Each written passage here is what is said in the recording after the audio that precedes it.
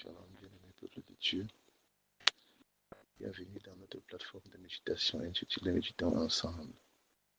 En ce lundi 3 août 2026, l'Éternel nous invite à méditer dans Matthieu 15, verset 17. Nous prions.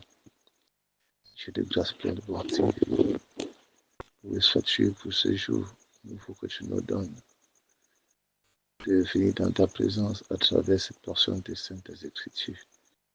Je te prie, Père éternel de Dieu, de baisser ton regard sur la terre et de donner à chaque personne sur le son de ma voix l'écoute, la compréhension et la prompte attitude d'obéir à cette portion de tes saintes écritures pour le salut de son âme et pour celle de la multitude.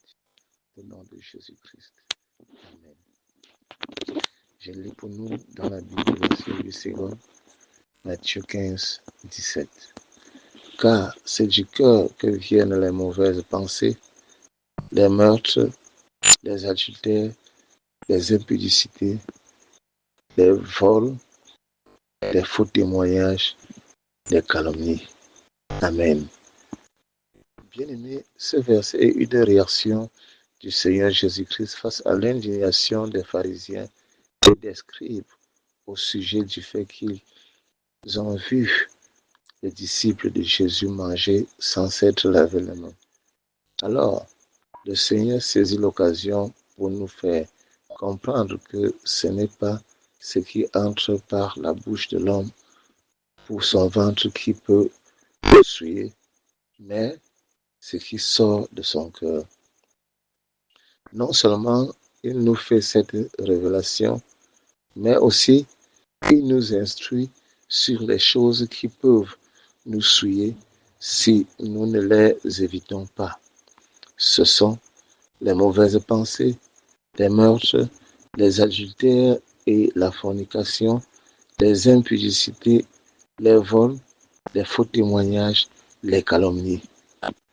Alors, pourquoi le Seigneur dit de ces 8 choses qu'elles souillent l'homme?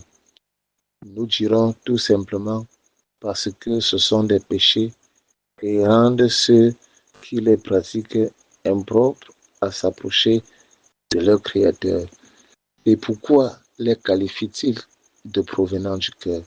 Juste parce que, avant de manifester chacune des 8 choses physiquement, l'homme prend du temps pour y méditer, mûrir l'idée et concevoir le plan avant de se lever pour les accomplir.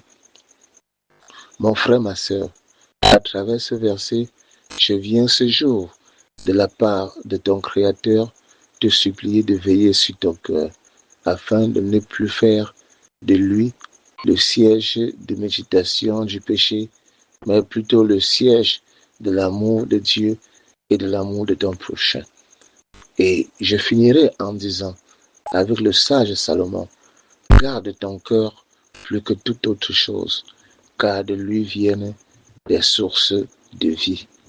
Dans l'Éternel bénit en chacun de nous l'écoute de sa parole de ce jour et la mise en pratique pour le salut de son âme au nom de Jésus-Christ. Bien-aimé, si c'est la première fois que tu nous rejoins sur cette plateforme de méditation, n'oublie pas de t'y abonner, surtout de liker cette publication et la publier afin que l'Éternel par toi puisse toucher un grand nombre de personnes pour le salut de leur âme au nom de Jésus-Christ. Si c'est, nous disons à demain pour une nouvelle méditation par la grâce de Dieu au nom de Jésus-Christ. Shalom.